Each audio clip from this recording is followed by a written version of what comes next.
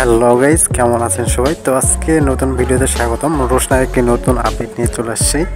আর যে 6 মেয়েরা রাত 12টার পর ইমোতে থাকো, তারা আমার ইমো নাম্বারটি অ্যাড করে নেবো। সারাদিন কথা বলতে চলো, আজকের ভিডিও শুরু করা যাক। তো আমরা এই পর্বে যেটা দেখতে পারবো সেটি হলো যে রোশনাই বলতেছে, দেখো গৌরিমা দিদি, তুমি আর সার্জির গার্লফ্রেন্ড নও, তুমি এখন তার ওয়াইফ। তুমি যদি এখনই সিকিউর না হও, তাহলে তুমি সিকিউর কবে হবে? তো এই কথা বলে এবং আরও বলে যে আমি যেদিক থেকে একবার মুখ ফিরিয়ে নিই সেদিকে আর কখনো মুখ দিই না, ঠিক আছে?